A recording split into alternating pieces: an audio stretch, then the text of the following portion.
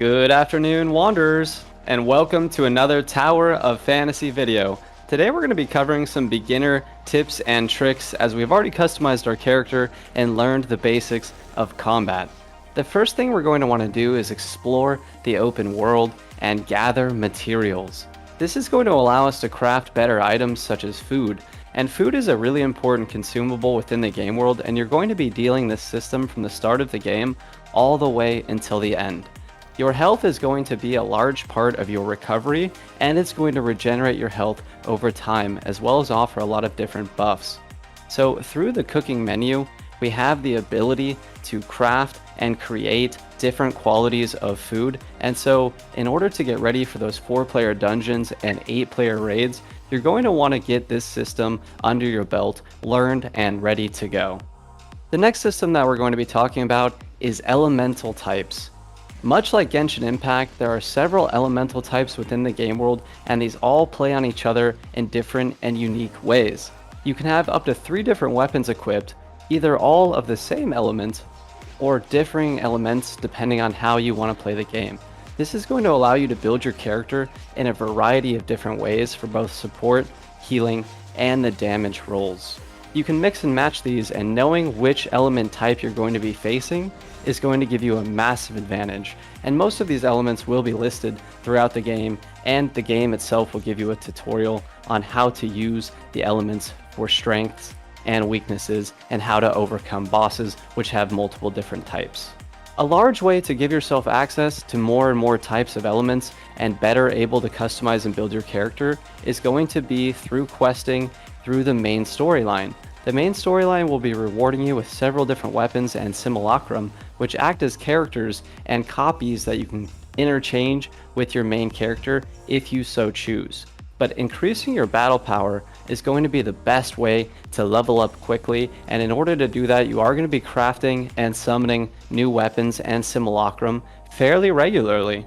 So learning these systems early is also going to help you throughout your lifespan within the game world. Speaking of world events, such as world bosses, there are actually a very large list of challenges that you can accomplish even as a solo player. Obviously, we've got the Apex League, and this is the PvP arena which is available in Tower of Fantasy, and this is going to have equalized and balanced combat. Additionally, you've got Previous Phantom, the Frontier Theater, which are different dungeons, wormholes, ability training, astral exploration, dimensional rifts.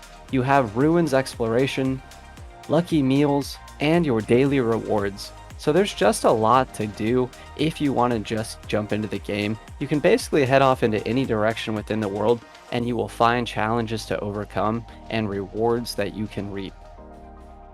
Moving on to weapons, as we mentioned earlier, there are many differing types of weapons from both ranged, support, and melee combat, and each of these weapons has a different color and grade. So we've got your R grade blue weapons, your SR grade purple weapons, and your SSR top tier orange colored weapon. SSR will be your rarest, and when the weapon reaches its highest rarity, its stats are also going to be raised. So if you want some higher grade weapons, they can be taken from the summoning system or the storyline.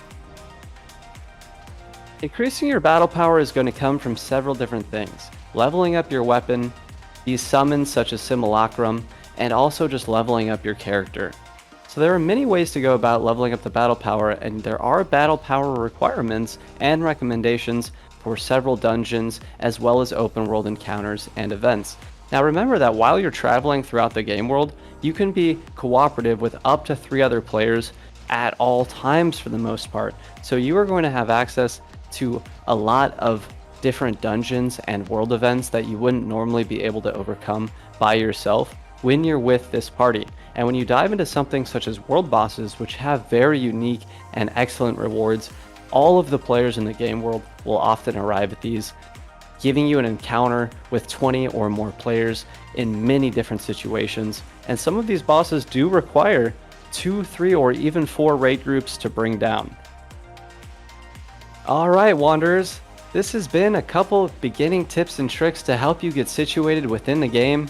Remember to use your mounts, explore, climb, and teleport around the map, and just get lost in it. There's a lot to do out here, so we'll see you for the next one. please leave your constructive criticism, compliments, and comments in the YouTube section.